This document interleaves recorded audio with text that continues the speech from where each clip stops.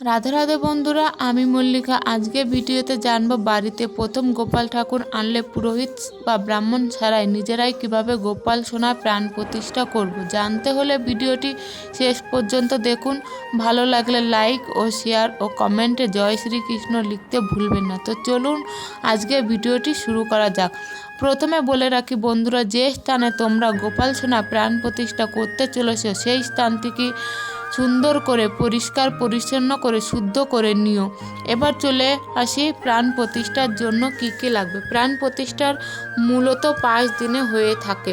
তো চতুর্থ দিন পর্যন্ত কি কি লাগবে সেটা তোমাদের বলছি। 5 রকম সবজি, 5 রকম ফল, 5 রকম ফুল, আর লাগবে অন্ন। তোমরা চাইলে পুরো বিষয়টি একদিনেও করতে পারো। একদিনে কিভাবে করবে সেটাও আমি বলবো আজকের ভিডিওতে। তো চতুর্থ দিন পর্যন্ত আমাদের যে সমস্ত জিনিসগুলো লাগবে সেটা তো বলেই দিলাম। পঞ্চম দিনে মানে সেই দিনে কি কি লাগবে সেটাও বলবো। তো পঞ্চম দিনে যা লাগবে সেগুলো হলো 5 রকম পঞ্চামৃত জিনিস, যেমন দুধ, দই, ঘি, মধু আর মিশ্রি। আর সাথে লাগবে ফুল আর গোপাল সোনার জন্য নতুন পোশাক ও সিঙ্গার। তো প্রথম দিনে এই সব লাগবে, তারপর কিন্তু গোপাল সোনার প্রাণ প্রতিষ্ঠা হয়ে যাবে।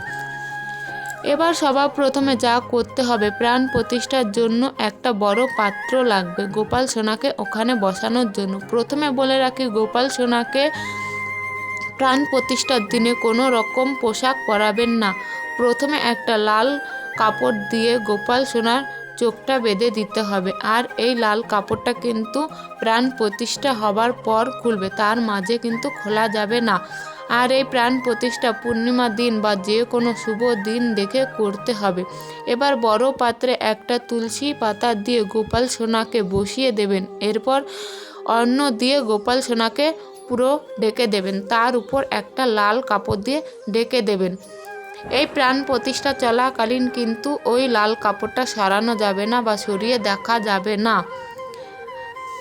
এই কাজটা কিন্তু 24 ঘন্টা ধরে করতে হবে। যেমন প্রথম দিন আমরা সকাল 8টার সময় এই অন্নের মধ্যে গোপাল সোনাকে রাখলাম, পরের দিন কিন্তু সেই সকাল 8টার সময় ওই অন্নের মধ্যে থেকে গোপাল সোনাকে বার করে নিতে হবে। এরপর দ্বিতীয় দিন আবার যখন রাখবে, একইভাবে তুলসী পাতা দিয়ে সবজি দিয়ে ঢেকে রেখে দেবেন। তার উপর লাল কাপড় দিয়ে ঢেকে রেখে দেবেন যাতে কোনো ফাঁকা না থাকে। তৃতীয় দিন ফল এবং চতুর্থ দিন ফুল দিয়ে ঢেকে রেখে দেবেন। এই প্রাণ প্রতিষ্ঠার কারণ হলো, একটা শিশু যখন তার মাতৃগর্ভে একটু একটু করে বড় হয় তখন সে সব কিছু তার মায়ের মাধ্যমে গ্রহণ করে, তার জন্য পুরো বিষয়টা করা হয়। আর যখন এই প্রাণ প্রতিষ্ঠা করবেন অবশ্যই ধূপ ও প্রদীপ জ্বালিয়ে নেবেন। যারা পুরো বিষয়টা 5 দিনে করতে পারবেন না তারা কিন্তু সাধারণতভাবে পঞ্চামৃত দিয়ে স্নান করিয়ে নিয়ে প্রাণ প্রতিষ্ঠা করাতে পারেন, এতে কোনো রকম অসুবিধা নেই। আর এই প্রাণ প্রতিষ্ঠা চলাকালীন যে অন্ন, সবজি, ফল এইসব দিয়ে দেবেন, পুরোহিতকে দান করতে পারেন অথবা কোনো ভিখারিকে দান করতে পারেন বা নিজেরা প্রসাদ হিসাবে গ্রহণ করতে পারেন।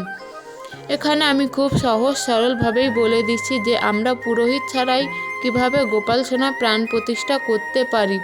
এবার চলে আসি বন্ধুরা পঞ্চম দিনে বা অন্তিম পর্বে। গোপাল সোনার চোখের বাঁধন খোলার আগে অবশ্যই দর্পণ দর্শন করাবেন। কারণ হলো, গোপাল সোনার মধ্যে চতুর্থ দিন ধরে যে সমস্ত শক্তি এক জায়গায় হয়েছে, যে প্রাণের সঞ্চয় হয়েছে সেটা যেন বাইরে বেরিয়ে না যায়, তার মধ্যেই থাকে। তার জন্যই তাকে দর্পণ দর্শন অবশ্যই করানো উচিত। এরপর পঞ্চামৃত দিয়ে স্নান করিয়ে নেবেন। আর স্নানের করানোর সময় যদি গোপাল সোনার মন্ত্র জানা থাকে তবে অবশ্যই সেটা বলবেন। আর যদি জানা না থাকে তাহলে হরে কৃষ্ণ মহামন্ত্রটি অবশ্যই বলবেন। এইভাবে গোপাল সোনার প্রাণ প্রতিষ্ঠা হবে। এরপর গোপাল সোনারকে নতুন পোশাক ও শৃঙ্গার করিয়ে এরপর গোপাল সোনার সামনে ভোগ দিয়ে পূজা করতে পারেন। আশা করি আজকের ভিডিওটা ভালো লেগেছে। যদি ভালো লেগে থাকে তাহলে লাইক, শেয়ার ও কমেন্ট করতে ভুলবেন না। আজকের মতো এখানেই শেষ করলাম। দেখা হবে নতুন কোনো ভিডিওতে। সবাই ভালো থাকবেন, সুস্থ থাকবেন। আর যদি কোনো ভুল ত্রুটি হয়ে থাকে অবশ্যই ক্ষমা করে দেবেন।